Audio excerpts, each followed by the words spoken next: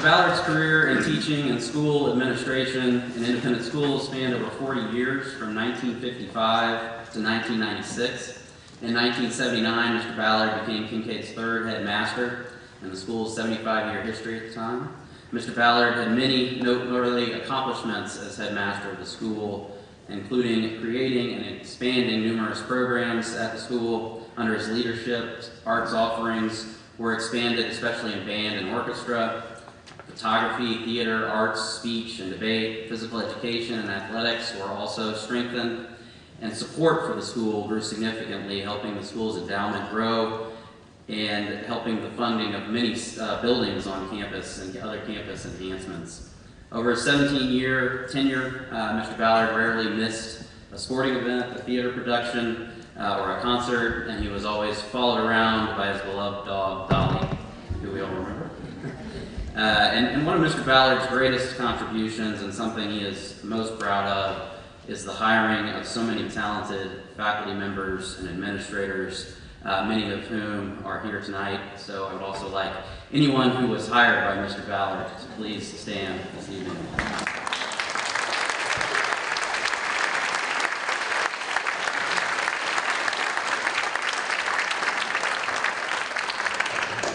Today, Mr. Ballard lives in Austin and has 4 children and 11 grandchildren, including Kinkaid graduates, daughter Lainey Ballard Infante, class of 1981, granddaughters Jillian Ballard Mertz, class of 2004, and Jenny Ballard, class of 2005. So please enjoy this short video on Mr. Ballard.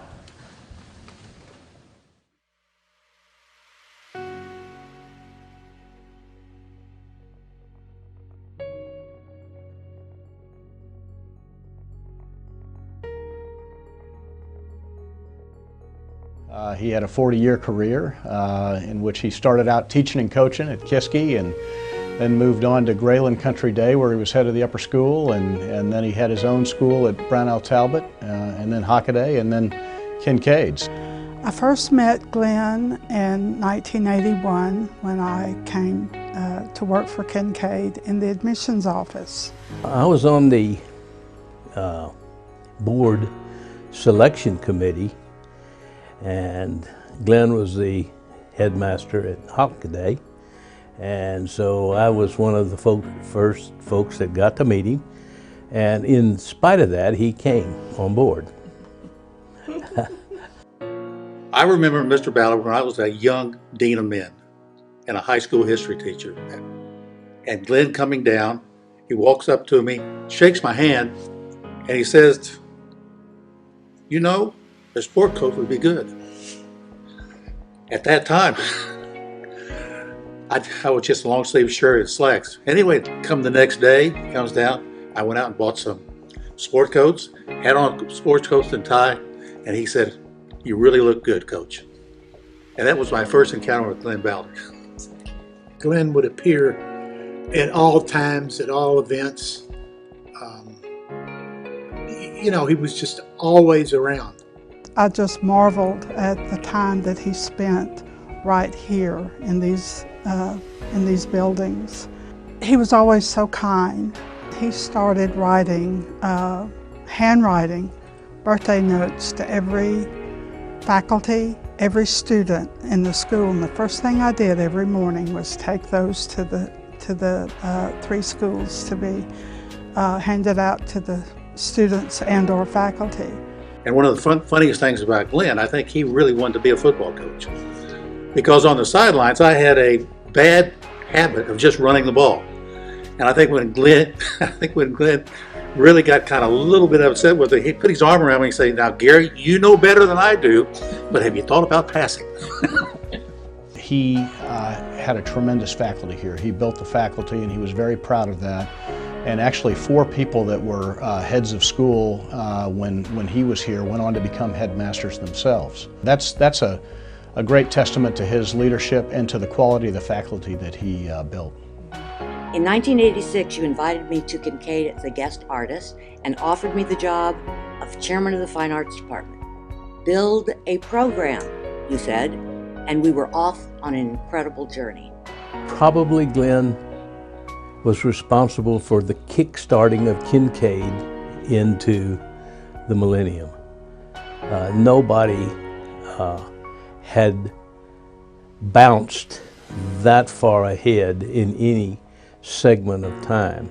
We talk about Kinkaid all the time as the 3A's, and before Glenn, I think they were an idea of 3A's. But I think he made the 3A's truly possible here. The arts really did become a pillar at the school, unlike they had been before.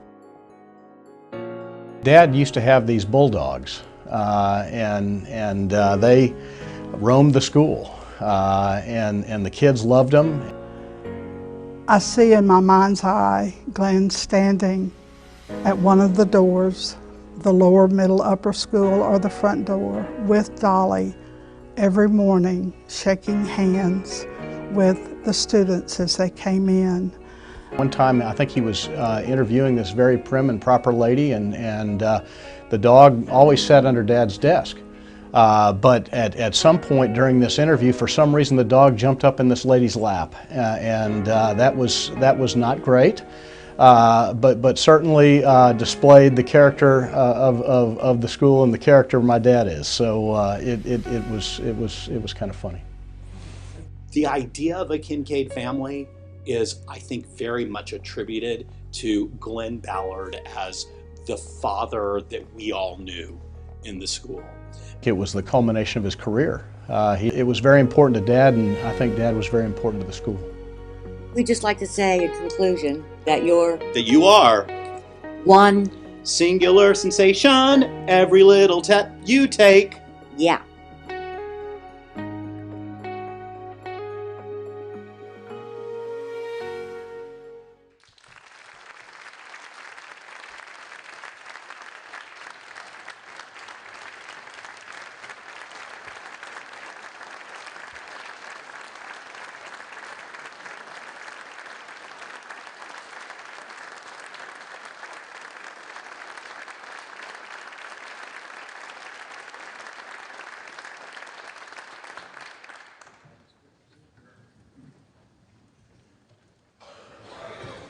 Well, thank you, Brad, and thank you, ladies and gentlemen.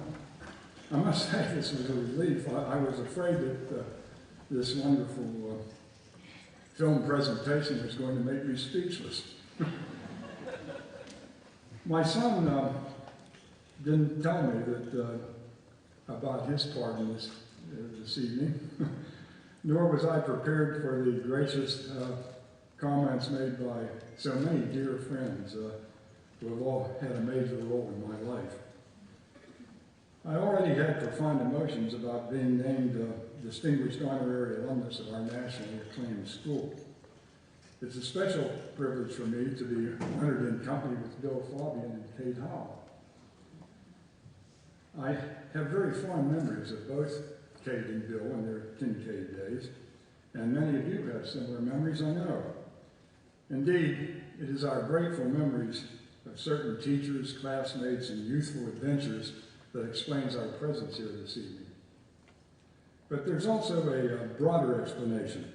We are expressing our pride in being part of Kinkaid's 110 years of history, and we are acknowledging our gratitude for the meanings of the school in our lives. I'd like to tell you something of my fascination with Margaret Kinkaid's 45 years of developing her estimable school. My allotted time will not permit that, but I must say it's altogether appropriate that with every school day we are honoring Mrs. Kinkaid's memory. Also, I want to express briefly my admiration for John Cooper. 29 years of Kinkaid's leadership. Mr. Cooper was the consummate headmaster. Our school's excellence today includes many of the ideals, programs, and traditions established by John Cooper. It's appropriate also that I should cite one more essential factor in Kinkaid's consistent progress through the years. Our school has been most fortunate in the leadership of the Board of Trustees. Individual trustees have been, and are today, impressively talented men and impressively talented and virtuous men and women. They include many Kinkaid graduates, many community and corporate leaders. In Mrs. Kinkaid's era, the board specified our school's educational mission: to promote educational excellence, personal responsibility, and balanced growth, and thereby to help students to discover and develop their talents and fulfill their potentials. Our trustees have consistently inspired and directed the headmaster and faculty in the pursuit of this noble mission. They have, moreover, created and maintained this marvelous campus and assured necessary financial resources. I'm confident that there are many trustees in the room this evening. Let us acknowledge to them our gratitude and respect.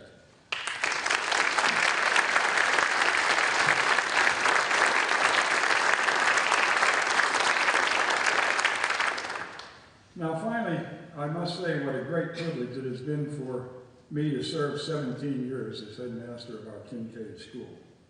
These were years of interesting challenges and shared achievements with truly outstanding colleagues. Years of meaningful association and friendship with talented and personable students and their supportive parents. During my tenure, there were impressive campus additions and improvements. The new middle school building was especially important. 5th grade became part of middle school, then lower and middle and upper schools were reorganized to occupy distinctive campus areas, each one impressively appropriate for its particular work, and each one instilling in its students and teachers the special sense of purpose that defines Kinkaid. That sense of purpose has been a persistent and meaningful part of my life for 37 years. Now I know that sounds overly sentimental, but that's the truth of it. Kinkaid's headmastership is a wonderful privilege, and I know that Dawn North and Andy Materi would join me in thanking you for making it so. And I want to thank you also for this evening's opportunities to renew vital memories and friendships. It's a wonderful privilege and pleasure to be in your company this evening. Thank you.